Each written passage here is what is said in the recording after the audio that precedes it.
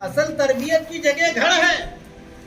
ہم اپنے بچوں کو اپنے گھر میں عزت نہیں دیں گے اور ہم یہ امید کریں گے کہ باہر کی دنیا ہمارے بچوں کو عزت دے، یہ ناممکن ہے.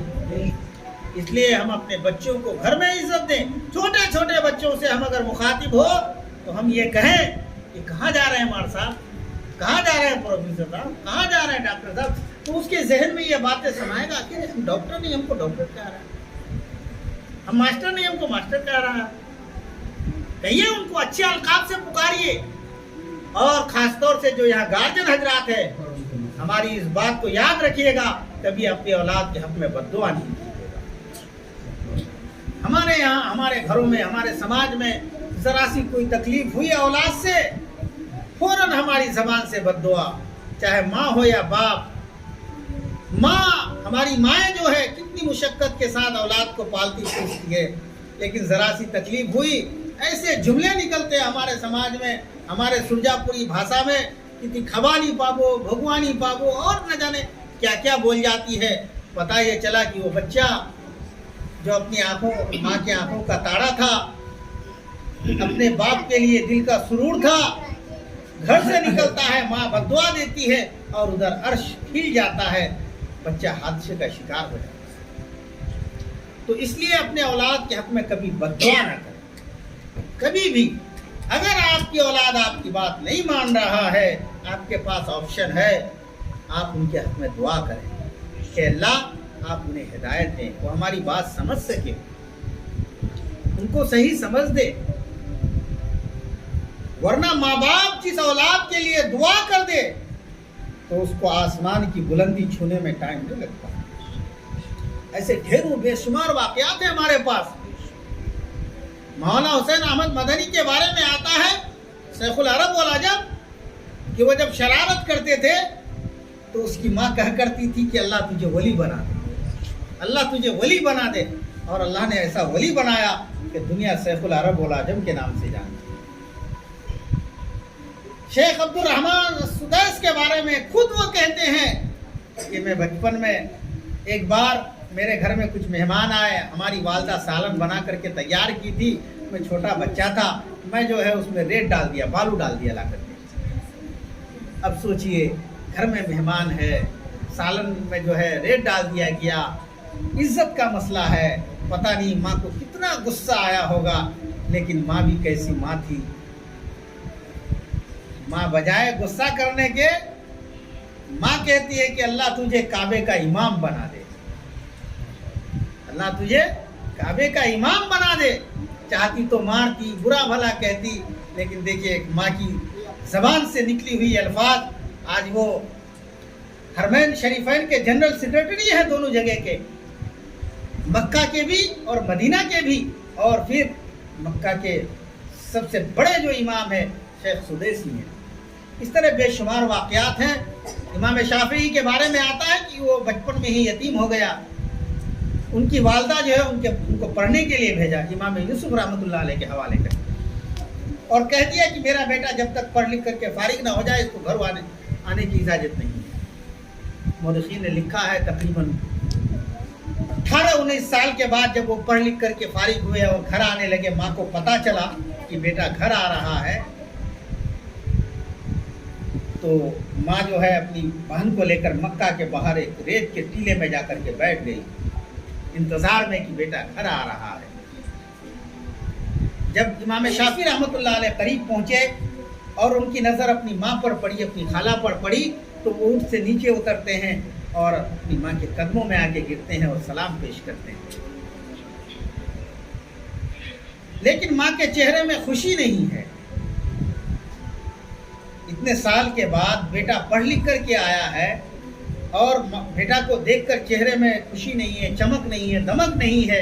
امام شافعی تو امام شافعی تھے. کہا کہ کیا بات ہے ماں، اتنے سالوں کے بعد آج ایک ماں بیٹی کی ملاقات ہوئی ہے، لیکن آپ کے چہرے میں خوشی نہیں ہے بیٹے کو دیکھ کر کے. تو ماں کہتی ہے کہ بیٹا میں نے تو تجھے قال اللہ اور قال رسول کی احادیث جمع کرنے کے لیے بھیجا، میں نے تو تجھے قرآن پڑھنے کے لیے بھیجا تھا. کیونکہ امام شافعی جب پڑھ لکھ کر کے فارغ ہوئے تو لوگوں نے اتنے انعامات دیے کہ کئی اونٹ پر انعامات کو لاد کر کے لے کر کے آئے.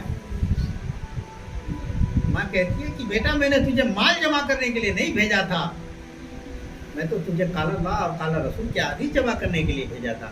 تو جو یہ مال ساتھ لے کر کے آیا ہے اس لیے مجھے خوشی نہیں ہے. اگر مجھے مال کی ضرورت ہوتی تو میں تجھے پڑھنے کے لیے نہیں بھیجتا, کمانے کے لیے بھیجتا. بیٹا کہتا ہے کہ ماں یہ تو آپ کے بیٹے کی قابلیت پر لوگوں نے انعام دیے ہیں, میں کہاں کون سا کما کے لایا ہوں. ماں کہتی ہے کہ بیٹا میرے گھر میں قدم رکھنے سے پہلے اس مال کو یہی صدقہ خیرات کر دے. مورخین نے لکھا ہے جس کو اناج کی ضرورت تھی اسے اناج دے دیا, جس کے کپڑے کی ضرورت تھی کپڑا دے دیا, جس کو اونٹ کی ضرورت تھی اس کو اونٹ دے دیا. صرف چند درہم جو ان کے جیب میں رہ گیا تھا وہی لے کر کے گھر گئے. جب ماں اس طرح نیک ہوتی ہے, جب ماں اس طرح دیندار ہوتی ہے, تب جا کر کے کوئی امام شافعی پیدا ہوتا ہے. ورنہ ہماری مائیں ہوتی تو وہ مال دیکھ کر نہال ہو جاتی, خوشی سے پھولے نہیں سماتی اور لوگوں میں فخر کرتی کہ دیکھو میرا بیٹا پڑھ کے بھی آیا ہے, اتنا پیسہ بھی لایا ہے, مال بھی لایا ہے. لیکن جب مائیں امام شافعی جیسی ہوگی تب جا کے کوئی امام شافعی پیدا ہوگا.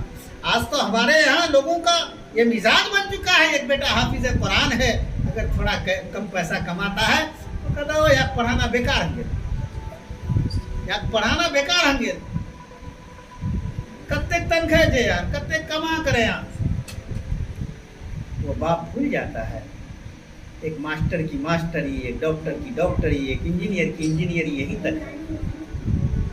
لیکن اگر آپ کا بیٹا حافظ قرآن ہے تو وہ آپ کا بیٹا قبر میں جانے تک ہے, حشر تک ہے, قیامت تک ہے. تو اس لیے دنیا پیسے کی چمک اور دمک میں یہ سب بھول گیا کہ ہم کیا کر رہے ہیں, کیا کرنا چاہیے تھا. اگر آپ کا بیٹا حافظ قرآن ہے, عالم دین ہے, باعمل ہے, تو آپ فخر محسوس کیجیے, اللہ کا شکریہ ادا کیجیے کہ یہ دولت آپ کے گھر میں ہے. وہاں ہم لوگ احساس کمتری کا شکار ہو گئے ہیں کہ مورو بیٹا ماسٹر ہولتن, مورو بیٹا ڈاکٹر ہولتن. ایسے بے شمار واقعات ہیں کہ ایسے باپ جو اپنے بیٹے کو بڑے ہی ناز سے پالا پوسا, ڈاکٹر بنایا, انجینئر بنایا, بہت کچھ بنایا, پیسے کی ریل پیل ہے, لیکن پورا باپ گھر میں بیمار ہے, کوئی دیکھنے والا نہیں ہے, کوئی کھانا کھلانے والا نہیں ہے وقت پر. مجھے بہت دور جانے کی ضرورت نہیں, آپ اپنے آس پاس میں نظر دوڑا لیجئے, کسی چیز کی کمی نہیں ہے. لیکن وہ بوڑھا باپ ایک گلاس پانی کا محتاج ہے, اور بڑھاپے میں باپ کو دولت نہیں چاہیے, پانی نہیں چاہیے. بڑھاپے میں ماں باپ صرف یہ چاہتا ہے کہ میرا بیٹا مجھے آ کے 2 بار وہ محبت کی بول میرے پاس آ کے تھوڑی دیر بیٹھ جائے. یہ ہر نوجوان کو چاہیے کہ اگر آپ کے گھر میں برے والدین ہیں, آپ جا رہے ہیں کہیں, اپنے والدین سے آ کے سلام کیجئے, ان سے دعا لیجئے, کہیے کہ میں جا رہا ہوں, پھر آ جاتا ہوں. آنے کے بعد پھر ملیے, پھر دیکھیے آپ کی زندگی کیسے بدلتی. اس لیے ماں باپ کا جس طرح اولاد پر حق ہے اس طرح اولاد کا بھی حق ہے کہ وہ ماں باپ کی بات کو سنے, ماں باپ کی بات کو مانے. اور یہی نہیں بلکہ جب گھر میں کوئی بچہ پیدا ہوتا ہے تو اس دن باپ اپنے لیے جینا چھوڑ دیتا ہے, اپنی اولاد کے لیے جیتا ہے اس دن.